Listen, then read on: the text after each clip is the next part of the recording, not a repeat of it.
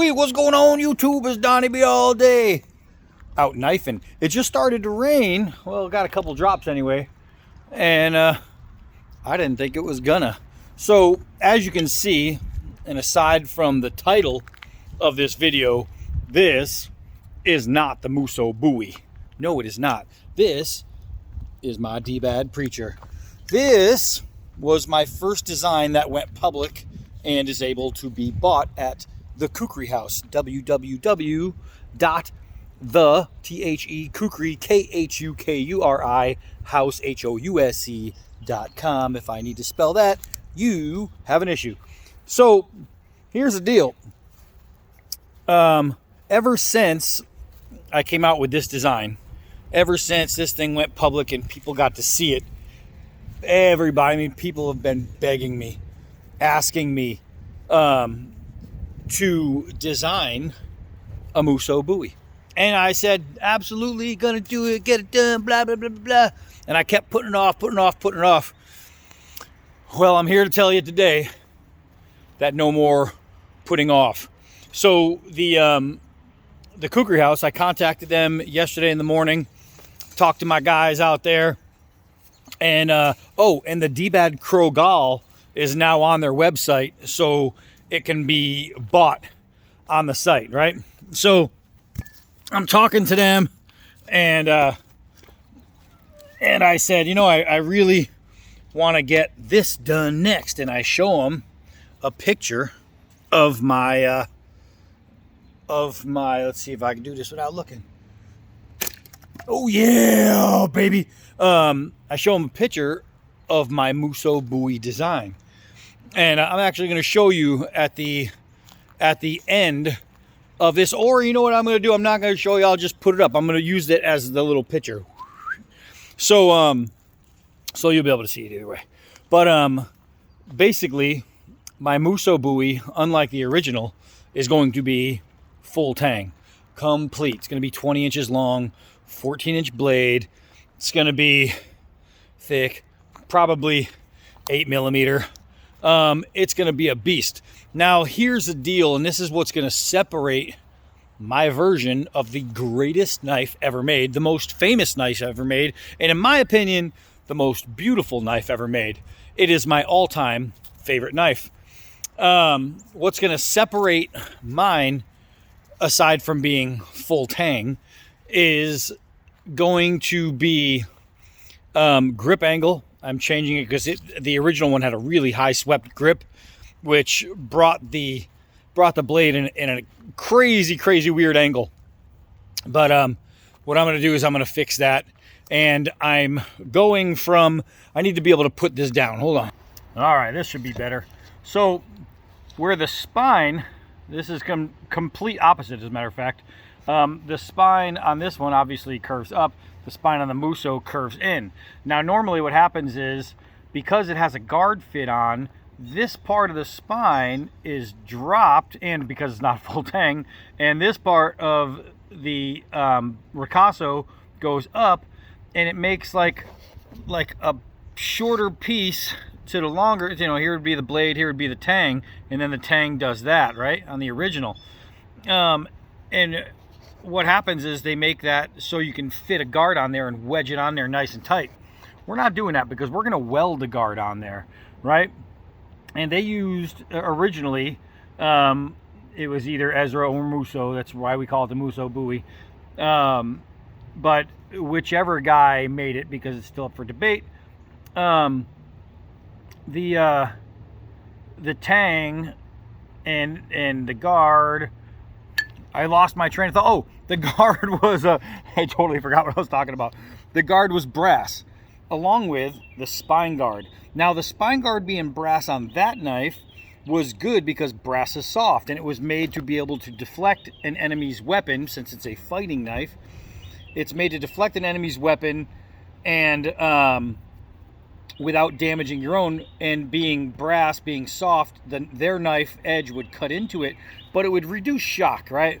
But we don't have that issue right now. We're not out there, you know, some guy with a cane sword isn't attacking us, you know, as we walk to CVS.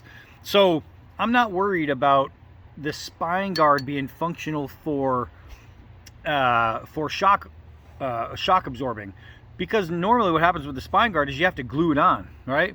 But then if you use the knife and if you hit anything and you go through something, it knocks off the spine guard, the glue comes through, and then you have a big dented spine guard and you try to put it on, it just doesn't fit right, doesn't look right, and you're thinking to yourself, oh man, that sucks.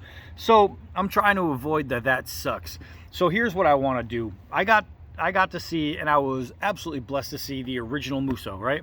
It was in Texas. It was in a little museum, and it was like passing through, so it got to go there for a little while, and I happened to be there, right place, right time. They were actually closed when I went in, and it was in San Antonio. They were closed, and I went and talked to a guy, and I said, look, man, my name's Donnie Balday, this is who I am, this is what I do. I said I would love to be able to come and see it because I knew it was there, and they let me in. He brought me in through the back door, walked me through, and let me come up to the Musso, and I'm like literally inches from the greatest knife ever made. And I got to take pictures and whatnot, or take video of it, and I was stoked. That was amazing for me. That was a great knife day. But when I looked at it, it was all tarnished. You know what I mean? I mean, it's old, right? So it was all tarnished, and I thought to myself, how cool would it be if the whole thing was blued or black, and then you have the shiny components to go with it? That would look really cool. So my Musso, as you can see in the picture before you start this video, it's going to have a black blade, either black or blued. We're trying to decide on that. Whichever is going to be easier for them to do as far as cost effectiveness, because I want people to be able to afford the knife. So we want to make it as cost effective as possible. So what we're going to do is we are going to darken the blade, so it's going to be a fully dark blade with black micarta handle scales. So you're going to have the black micarta with the black blade. It's going to look gorgeous together. We are going to go with, instead of a brass guard and a brass spine guard, we are going to go with steel, and it's going to be highly polished. The pins will be, because it's full tang, will be highly polished or polished.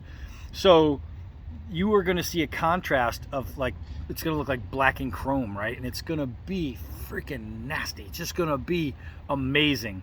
And not only that, but we're bringing it into the next generation. And I'm thinking a Kydex sheath would be awesome for this particular knife, for what it's going to be and what it's for. I think the sheath definitely, I was thinking leather at first, and that was my goal, my plan, my go-to. But now I'm thinking, you don't see a Musso Bowie done with a Kydex sheath, and you definitely don't see it full tang with a welded guard. You don't see welded guards. So this will be the first welded steel guard and spine guard Musso, and there won't be a cut here. Since the guard is welded, it doesn't need to, you know, have a stop. The stop is going to be here, right? So that's going to be the only one. And this thing is going to be just nasty, man. It's going to be so strong. It's going to be probably the toughest Musso ever made. And I know one thing: the master forgers over there, the knife makers at Kukri House, they are just going to wow out. They're going to have a good time and make this thing sweet. Plus, it's going to be a full flat grind. No hollow grind, no steps, no nothing. It's going to be straight up flat grind nastiness. This thing is going to be made to hit and have nothing stop it from hitting. So it's going to be great. The Crow Gall, they have it right now on the website for $170. That's it, you guys. If you've seen the Crow Gall, and if you haven't, look up the dbad Crow Gall, CROGALL.